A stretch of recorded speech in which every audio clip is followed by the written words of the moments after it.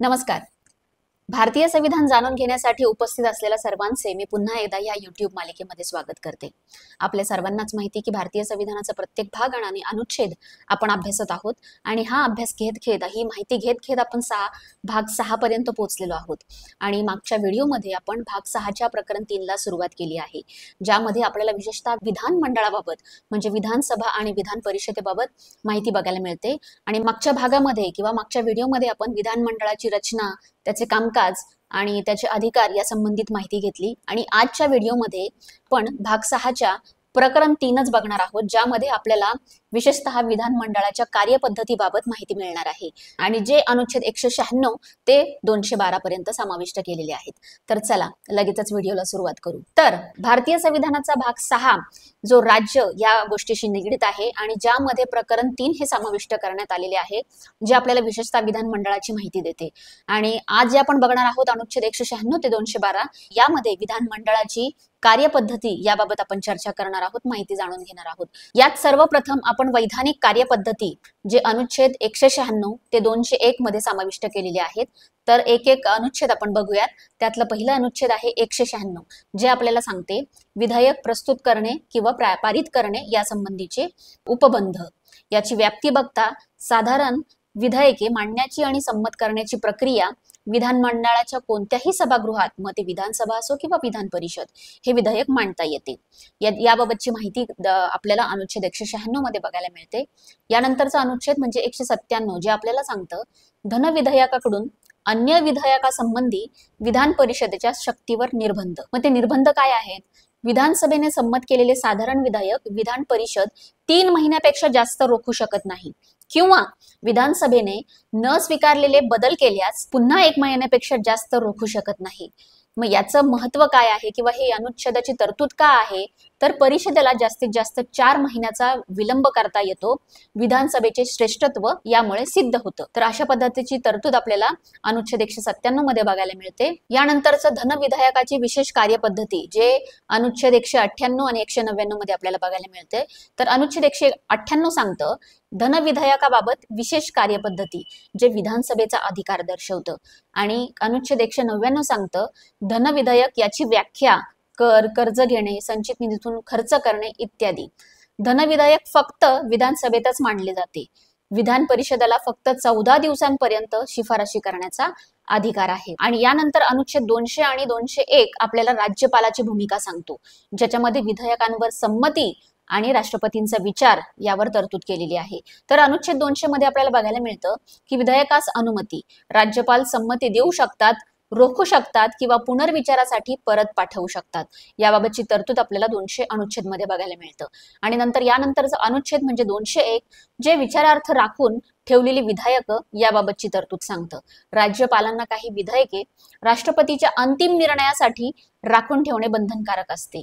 मग याबाबतची महत्वाची टीप, राष्ट्रपतींसाठी रोखून ठेवलेले विधेयकावर राष्ट्रपती संमती देऊ शकतात, रोखू शकतात किंवा पुनर्विचारासाठी परत पाठवण्याची सूचना देखील देऊ शकतात. तर अशा पद्धतीची राज्यपालांची भूमिका आणि यावर आधारित राष्ट्रपतींचा विचार हे आपल्याला अनुच्छेद 200 आणि 201 मध्ये बघायला मिळतं. यानंतरचे पुढचे अनुच्छेद म्हणजे 202 ते 207 यामध्ये आपल्याला वित्तीय बाबींसंबंधी कार्यपद्धती बघायला मिळते. ज्यामध्ये पहिला अनुच्छेद म्हणजे 202 आपल्याला सांगतं वार्षिक वित्तीय विवरणपत्र, ज्यात राज्याचा अर्थसंकल्प समाविष्ट करण्यात आलेला आहे. यानंतरचं पुढचं कलम म्हणजे 203 जे आपल्याला सांगतं अंदाजपत्रकाबाबत विधानमंडळातील कार्यपद्धती. अर्थसंकल्प राज्यपाल ते दरवर्षी दोन्ही सभागृहांसमोर ठेवतात आणि याच्या मतदानाच्या बाबतीत खर्चाच्या मागण्यांवर फक्त विधानसभेतच मतदान होते, विधान परिषदेमध्ये होत नाही. यानंतरचं पुढचं अनुच्छेद 204 आणि 205 जे आपल्याला खर्च आणि अनुदाने याबाबत माहिती सांगतं. त्यातलं 204 हे विनियोजन विधेयक, संचित निधीतून पैसे काढण्यासाठी कायदेशीर परवानगी देणारं हे कलम आहे किंवा यात तरतूद समाविष्ट करण्यात आली आहे. आणि पुढचं अनुच्छेद म्हणजे 205 जे सांगतं पूरक, अतिरिक्त किंवा अधिक अनुदाने, ज्यात मूळ तरतूद कमी पडल्यास किंवा नवीन खर्चासाठी त्याची अनुदाने आपल्याला 205 मध्ये बघायला मिळतात. आणि याचं महत्व, विनियोजन विधेयकाशिवाय कोणताही पैसा संचित निधीतून काढता येत नाही, हे विधानमंडळाचे वित्तावरील नियंत्रण सुनिश्चित करते. तर अशा पद्धतीची वित्तीय माहिती सांगणारं किंवा खर्च आणि अनुदान याबाबतची माहिती सांगणारं अनुच्छेद म्हणजे 204 आणि 205. यानंतरचं पुढचं कलम किंवा अनुच्छेद आपल्याला सांगतं तात्पुरती तरतूद किंवा वित्तीय विधेयक, जे आपल्याला विशेषतः 206 आणि 207 मध्ये बघायला मिळतं. आणि यामध्ये लेखानुदान आणि वित्तीय विधेयक याबाबतची तरतूद आहे. अनुच्छेद 206 मध्ये लेखानुदाने, अपवादात्मक अनुदाने, प्रत्ययानुदाने आणि यावर विशेषतः अर्थसंकल्पावर चर्चा होण्यापुरती तात्पुरता खर्च भागवण्यासाठी लेखानुदान घेतले जाते. आणि 207 मध्ये आपल्याला बघायला मिळतं की वित्तीय विधेयकासंबंधी विशेष उपबंध तर विधेयके विधानसभेत मांडली जातात. लेखानुदान म्हणजे काय तर वोट ऑन अकाउंट, निवडणुकीचा खर्च असल्यास किंवा अर्थसंकल्प पास होण्यास वेळ लागणार असल्यास 2 महिन्यासाठी खर्च भागवण्यासाठी ही तरतूद वापरलेली आहे, ज्यामध्ये आपल्याला 206 आणि 207 मध्ये ही तरतूद बघायला मिळते. आणि पुढची कार्यपद्धती सांगणारा अनुच्छेद म्हणजे 208 ते 212, ज्यात आपल्याला सर्वसाधारण कार्यपद्धती बघायला मिळते. त्यातलं पहिलं कलम किंवा पहिला अनुच्छेद म्हणजे 208. यामध्ये कार्यपद्धतीचे नियम आहेत, जे सभागृहांना स्वतःचे नियम बनवण्याचा अधिकार देते. आणि 209 मध्ये वित्तीय कामकाजासंबंधी राज्य विधान मंडळाच्या कार्यपद्धतीचे कायद्याद्वारे विनियमन याबाबतची तरतूद आपल्याला अनुच्छेद 209 मध्ये बघायला मिळते. आणि याबाबतचा नियम सांगतो, सभागृहांना आपले कामकाज, शिस्त आणि सदस्यांचे वर्तन नियंत्रित करण्यासाठी नियम बनवता येतात. तर ही तरतूद आपल्याला ह्या 208 आणि 209 मध्ये बघायला मिळते, जे आपल्याला सर्वसाधारण कार्यपद्धती काय आहेत आणि त्यांचे नियम काय आहेत याबाबतची माहिती देतं. आणि पुढचा कलम म्हणजे 210, जे आपल्याला विधानमंडळात वापरण्याची भाषा याबाबतची माहिती देतं किंवा ते तरतूद आपल्याला सांगतं. तर विधानमंडळात वापरण्याची भाषा जी राज्याची अधिकृत भाषा किंवा हिंदी किंवा इंग्रजी याचा वापर आपण करू शकतो, ही माहिती देणारी तरतूद आपल्याला 210 मध्ये बघायला मिळतं. आणि मातृभाषेबाबत अध्यक्ष, सभापती सदस्यांना त्यांच्या मातृभाषेत बोलण्याची परवानगी देऊ शकतात. उदाहरणार्थ, महाराष्ट्रात मराठीचा वापर होतो, तो आवश्यकतेनुसार सदस्यांना हिंदी किंवा इंग्रजीमध्ये बोलण्याची मुभा असते. मग अनुच्छेद 211 आणि 212 हे प्रकरण 3 मधले शेवटचे 2 कलम आहेत, जे आपल्याला सांगतं न्यायालयीन हस्तक्षेपावर निर्बंध. अनुच्छेद 211 सांगतं की विधानमंडळातील चर्चेवर निर्बंध, न्यायाधीशांच्या आचरणाबद्दल चर्चा करता येत नाही याबाबतची निर्बंध आपल्याला 211 मध्ये बघायला मिळतात. आणि अनुच्छेद 212 सांगतं न्यायालयाची विधानमंडळाच्या कामकाजाबाबत चौकशी करावयाची नाही. तर ही देखील तरतूद आपल्याला 212 मध्ये बघायला मिळते. मग याचं महत्व काय आहे या 2 अनुच्छेदांचं, तर विधिमंडळाच्या कामकाजांच्या वैधतेवर प्रश्न विचारण्याचा अधिकार न्यायालयांना नाही. यामुळे अधिकारांचे पृथक्करण, सेपरेशन ऑफ पॉवर्स रोखले जाते.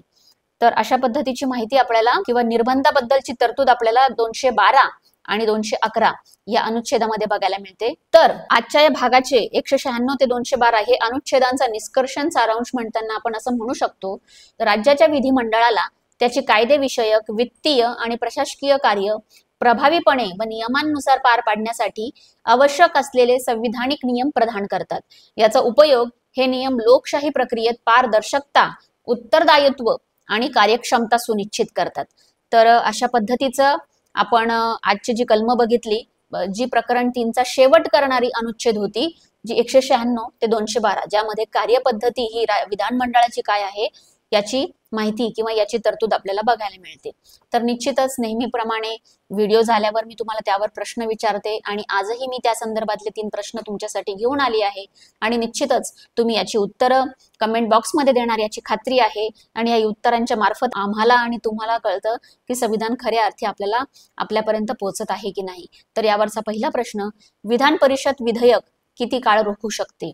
यावरचा दुसरा प्रश्न, अनुच्छेद 200 कोणत्या अधिकाराशी संबंधित आहे? यावरचा तिसरा प्रश्न, खर्चाच्या मागण्यांवर मतदान कुठे होते? तर ह्या 3 प्रश्नांची उत्तर तुम्ही निश्चित द्याल. आणि अशा पद्धतीने आपण भाग 6 मधलं प्रकरण 3 संपवलेलं आहे. आणि पुढच्या भागामध्ये आपण प्रकरण 4 आणि प्रकरण 5 हे अभ्यासणार आहोत. त्याची कलम, त्याची तरतुदी काय आहेत हे अभ्यासणार आहोत. तर निश्चितच भेटूया पुढच्या भागांमध्ये. तोपर्यंत लक्षात ठेवण्यासारखं एकच वाक्य, ते म्हणजे संविधानाची जाण, समृद्ध राष्ट्र निर्माण. धन्यवाद.